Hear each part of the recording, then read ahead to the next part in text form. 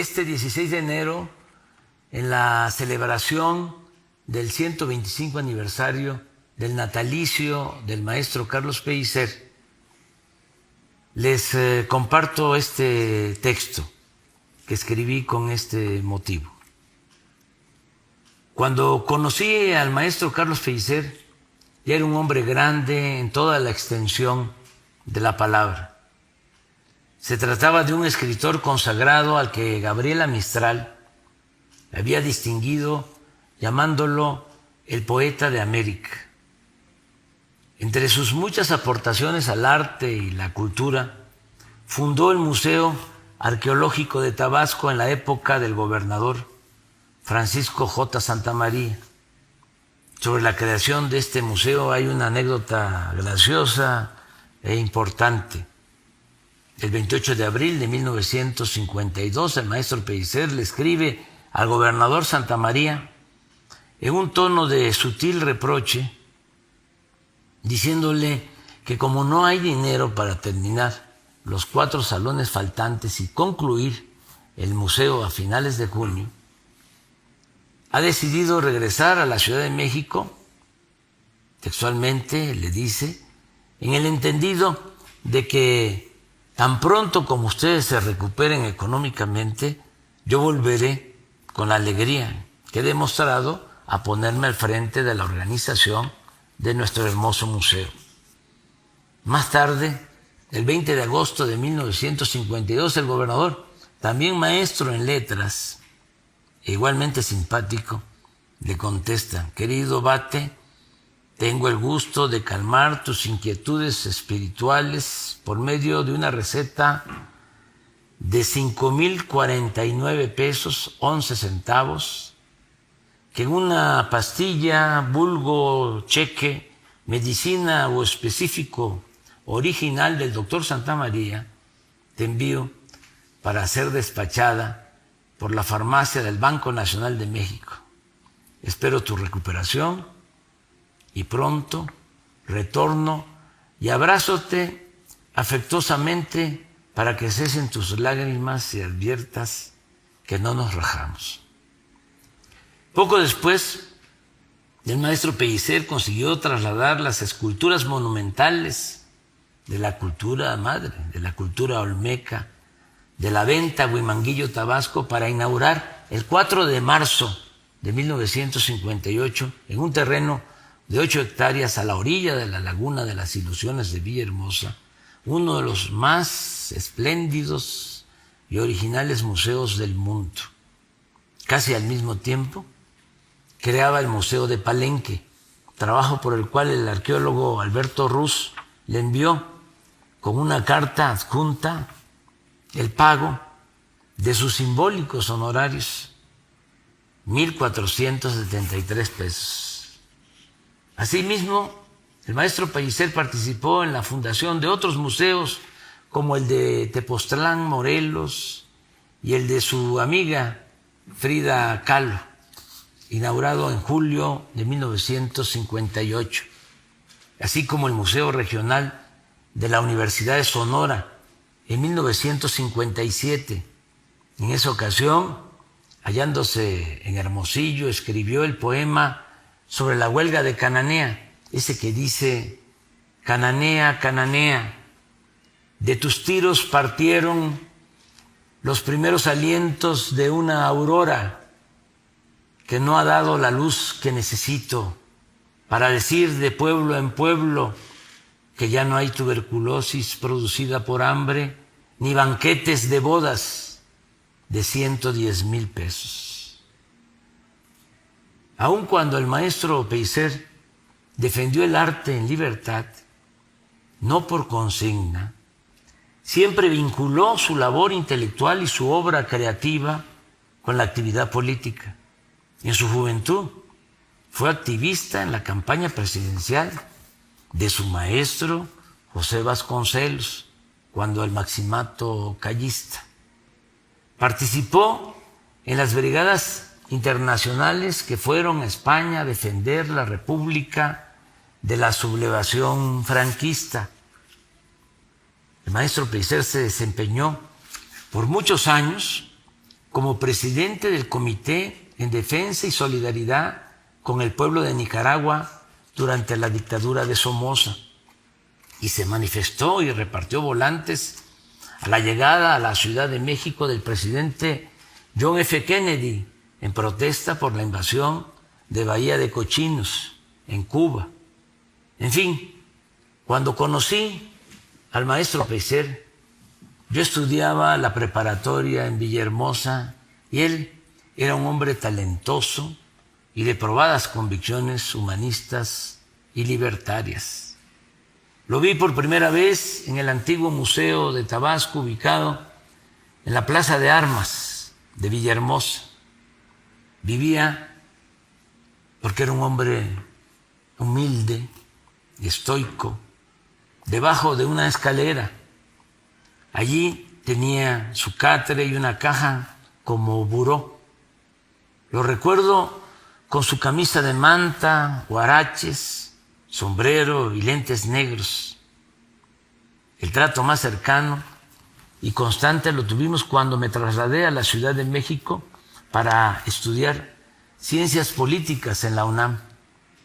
Corría el año de 1973, que me marcó para siempre, porque sentí a profundidad la desdicha del golpe de Estado contra el presidente de Chile, Salvador Allende, víctima de la dictadura militar encabezada por el general Augusto Pinochet. Contaré algunas de muchas anécdotas que guardo de esos tiempos del maestro Pellicer.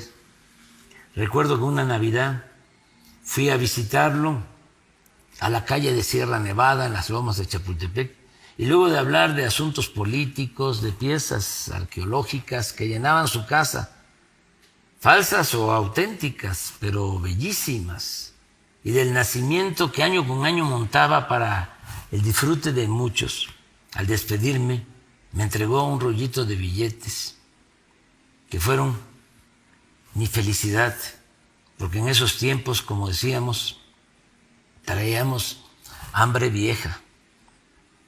Aunque no era mucho, el dinero alcanzó para invitar a Isidoro Pedrero Totosaus, a Eber Sánchez, a Alejandro, a Carlos Serino Marín, David Izquierdo Mayo y otros amigos a comer gallina con rabadilla en los famosos caldos Zenón, ubicados cerca de la calle de Violeta, en la colonia Guerrero, donde vivíamos 80 jóvenes becados con hospedaje y de vez en cuando, o de manera periódica, alimentación en la casa del estudiante tabasqueño.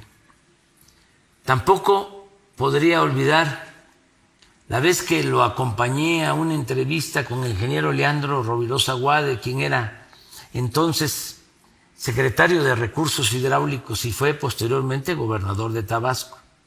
La audiencia tenía como propósito conseguir que se hicieran bordos y muros para proteger de inundación al nuevo museo que se estaba construyendo a la orilla del río Grijalva.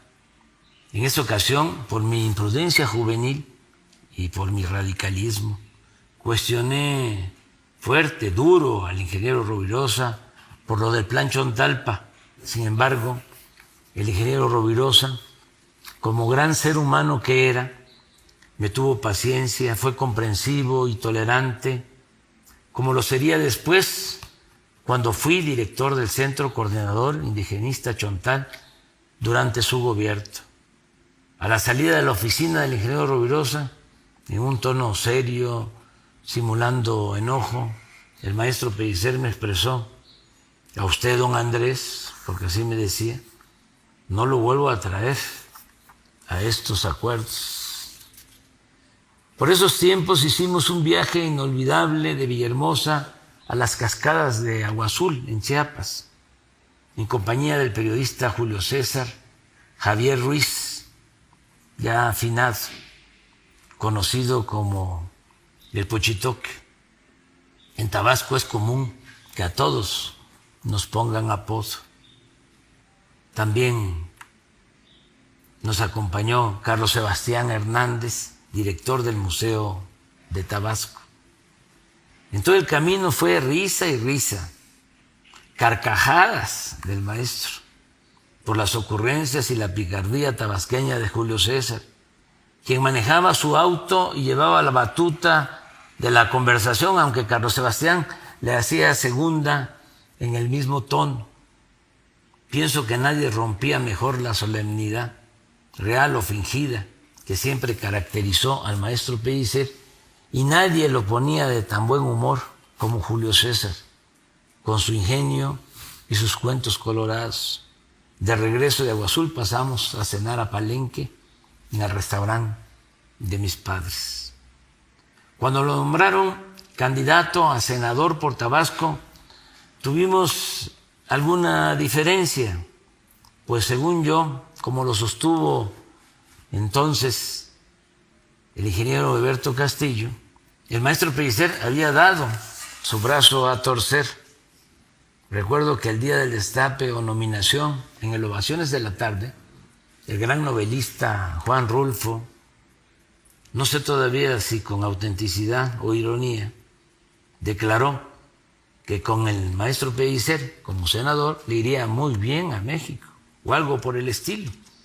Cuando vi al maestro le pregunté, con ánimo de provocarlo, de picarlo, si sabía de lo dicho por Rulfo, si había visto la entrevista, y haciéndose el desentendido, con su vocerrón y seriedad fingida, me reviró: ¿y quién es ese? Finalmente estuve con él en 1976 en la campaña por los pueblos de Tabasco.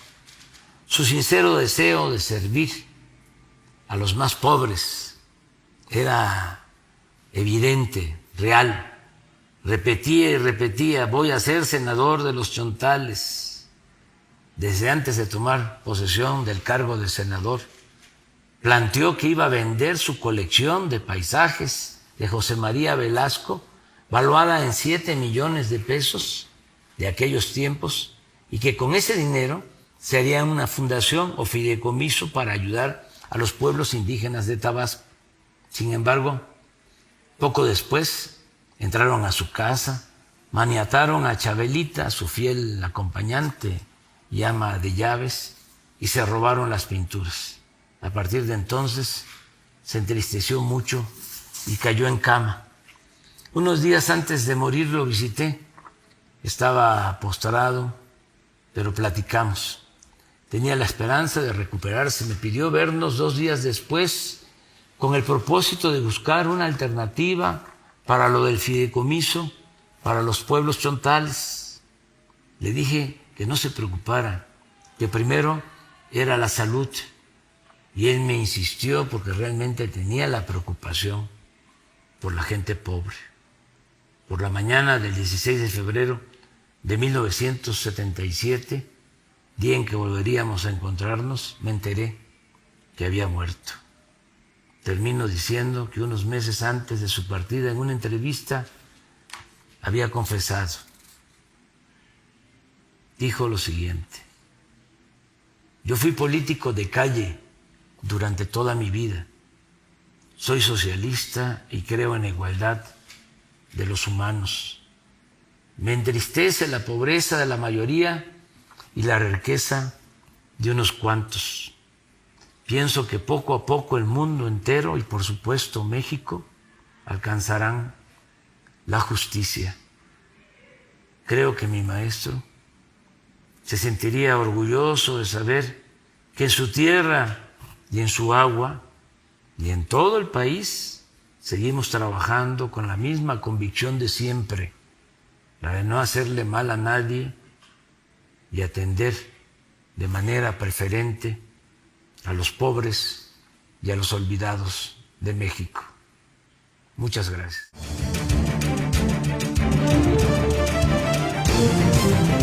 Desde el aire, en 360 grados, con transmisiones en vivo desde el lugar de los hechos, con la mayor tecnología, pero sobre todo, con objetividad e imparcialidad. Noticiero en redes.